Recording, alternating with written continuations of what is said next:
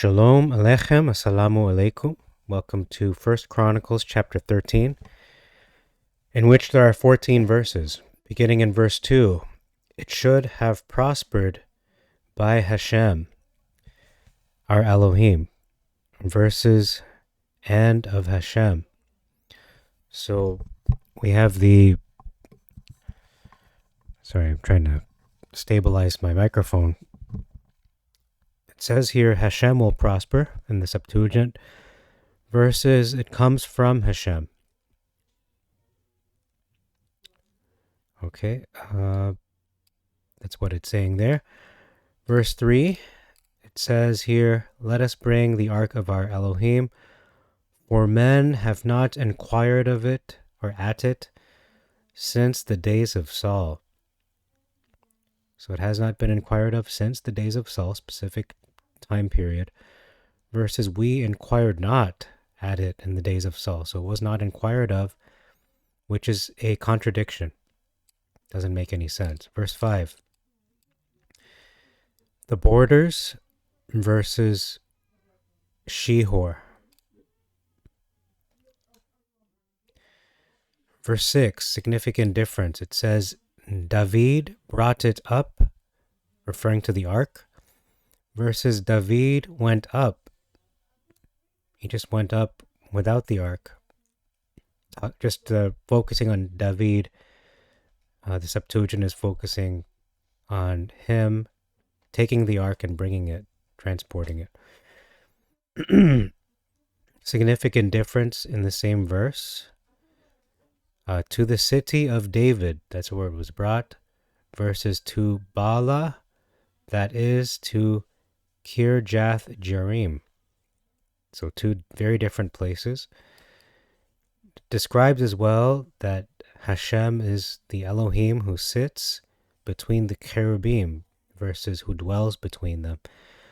Verse 7, set the ark versus carried the ark. So no, they didn't carry it, they set it as the Torah prescribes.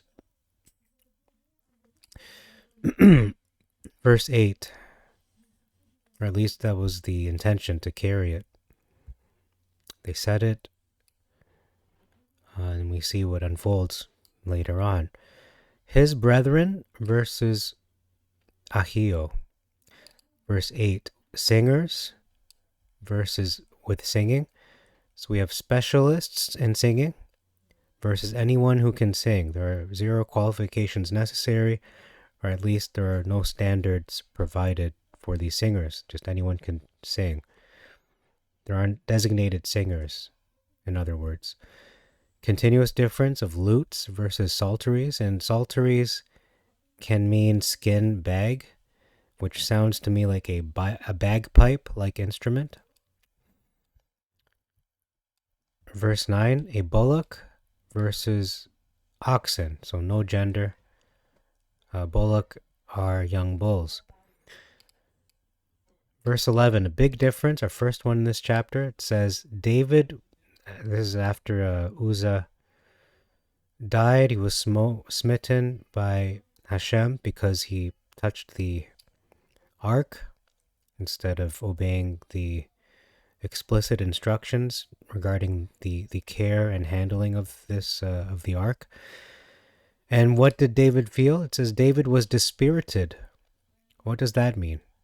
It means to lose enthusiasm or hope. It could also mean to be downhearted, discouraged, or depressed. So we can get a sense of his emotional state. He was downhearted. He was down, essentially. Dispirited. In the Masoretic, it says that David was displeased. He was, in other words, furious. He was angry with Hashem. He was enraged. He was distressed. Distressed is the closest word we have, but there are 3 very drastically different descriptions in the Masoretic for this word.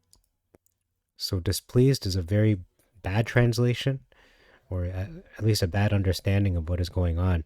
And exactly what kind of person was David? Well, he was not one who was furious, angry, or enraged with Hashem. We know he was one who had a heart like unto Hashem, made according to his, like the pattern of his heart. So that just is a mischaracterization of King David. The breach of Uzzah, that's the name of the place, versus Perez Uzzah. Verse 14, our last verse, our last difference, it says, the ark abode in the house of Obed Edom, versus the ark of Elohim remained with the family of Obed Edom. Okay, so that's all for this chapter. Thank you very much for your time. Until next time, I bid you all shalom aleichem, assalamu alaikum, Irini Mazisu, Pax Vobiscum, peace be unto you, and Maranatha.